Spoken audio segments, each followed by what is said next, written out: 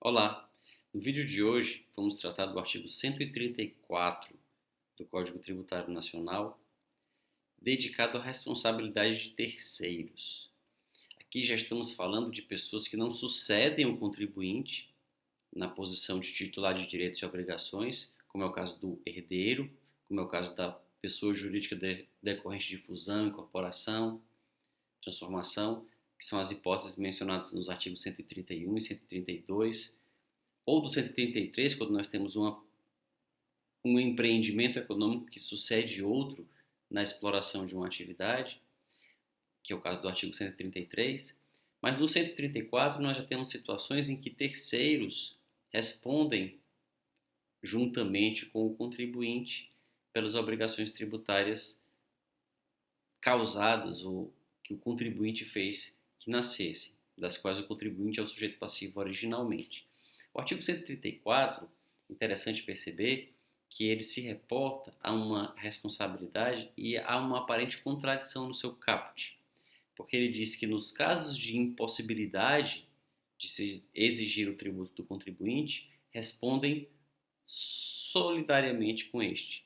Mas nós sabemos que a responsabilidade solidária é aquela que pode ser exigida, a obrigação, a prestação pode ser demandada de quaisquer dos devedores solidários, independentemente de primeiro se esgotarem as possibilidades de recebimento em relação a um deles.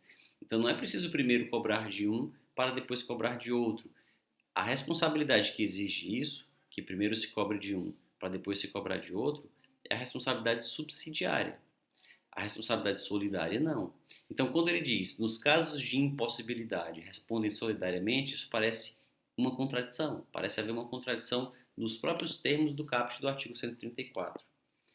Há uma explicação possível para essa contradição, que é dada, por exemplo, pela professora Isabel Derzi, que é de que a responsabilidade é subsidiária dos responsáveis indicados no artigo 134 em relação ao contribuinte, mas ela é solidária entre eles, entre os responsáveis. Então, se colhermos, por exemplo, a hipótese do inciso 1, pais pelos tributos devidos pelos filhos menores. Tanto o pai como a mãe seriam responsáveis solidariamente, um com o outro, pai solidariamente com a mãe, mas subsidiariamente em relação ao filho, que é o contribuinte. A mesma coisa vale para os outros incisos. Sócios de sociedades de pessoas em liquidação respondem solidariamente uns aos outros, ou uns com os outros, mas subsidiariamente em relação à pessoa jurídica. A mesma coisa em relação a, como disse, os demais incisos. Agora, o mais importante em relação a esse artigo é observar outras duas expressões constantes do caput, que é nos atos em que intervierem e pelas omissões de que forem responsáveis. Então não é sempre incondicionalmente que os pais respondem pelos tributos devidos pelos filhos menores. Não será sempre incondicionalmente que os sócios responderão pelo tributo devido pela pessoa jurídica em liquidação. Não é sempre incondicionalmente que o síndico responderá pelos tributos devidos pela massa falida. É apenas nos atos em que intervierem e nas omissões ou pelas omissões de que forem responsáveis. Por quê? Porque é sempre preciso que haja algum tipo de vínculo, algum tipo de relação entre o terceiro, que é colhido como responsável tributário, e a situação que configura o fato gerador. Lembremos o que foi explicado lá nos comentários ao artigo 128 do CTN.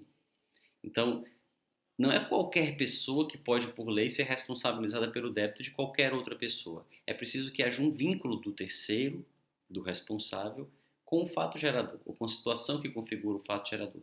O contribuinte é aquele que tem um vínculo pessoal e direto, é ele quem pratica o fato gerador. Mas o responsável há de ter alguma relação com isso.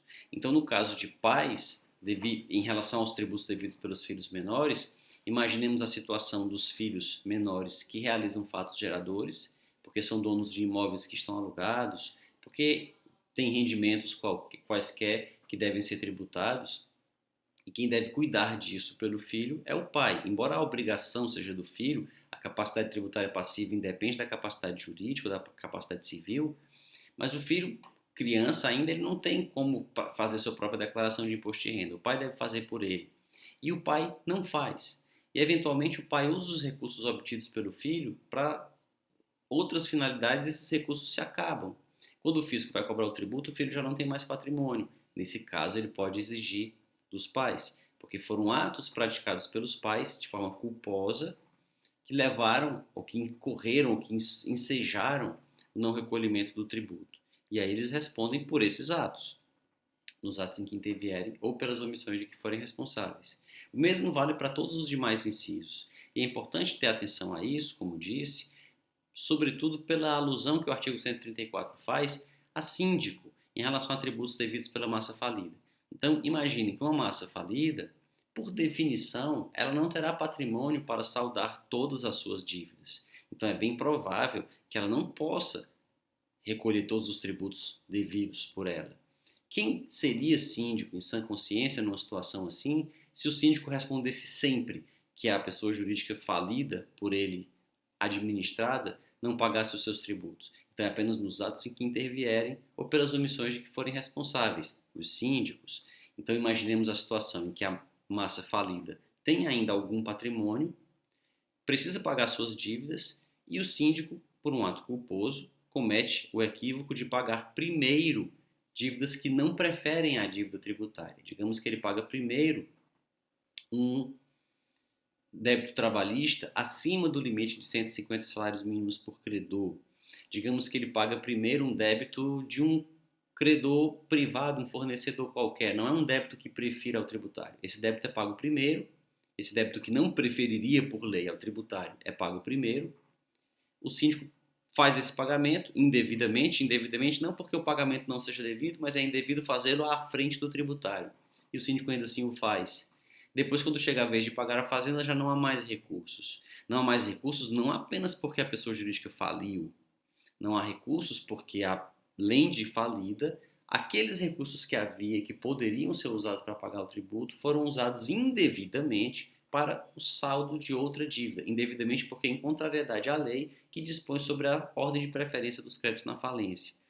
Se o síndico fez isso de maneira dolosa, ele poderá responder nos termos do artigo 135, que será comentado num próximo vídeo. Mas se ele o faz de maneira culposa, ele responde nos termos do artigo 134. Então é preciso que esteja presente a culpa, é preciso que esteja presente um nexo entre a conduta do responsável indicado num desses incisos e o não pagamento do tributo. E é preciso também que o próprio contribuinte já não tenha mais meios para pagar o tributo, e aí então se pode sim exigir que responda por ele o terceiro, um desses indicados nesses incisos do artigo 134 do Código Tributário Nacional. Para encerrar, o parágrafo se refere à responsabilidade pelas infrações apenas pelas de caráter moratório, porque o atraso terá sido responsabilidade também do responsável. Mas se tratar de uma penalidade de natureza não apenas moratória, digamos que o contribuinte incorreu em um ato doloso, falsificou uma nota fiscal, usou uma conta bancária no nome de um laranja e o responsável, se não tiver participado desses atos dolosos, infracionais, que sejam a aplicação da multa, ele não será responsável por essa multa. Ele pode ser responsável pelo tributo, mas não pela multa, se ele não tiver também praticado o ato ilícito que decorreu ou do qual decorreu a multa, dentro daquela ideia de pessoalidade da pena. A multa tributária, mesmo se tratando de uma multa administrativa, de uma penalidade administrativa, não criminal, mesmo que se trate de uma mera penalidade administrativa, ela só pode ser aplicada àquele que incorreu na infração. Então, se o responsável é responsável pelo atraso e nessa condição responderá também junto com o contribuinte, mas ele não é responsável especificamente pela conduta dolosa que ensejou ainda a aplicação de uma multa, nessa hipótese ele não responderá pela multa. É o que esclarece o parágrafo único do artigo 134. Se tiver gostado desse vídeo, não se esqueça de curti-lo, de deixar aqui nos comentários o que gostaria de ver tratado em outros vídeos e de se inscrever no canal para acompanhar os próximos. Até mais!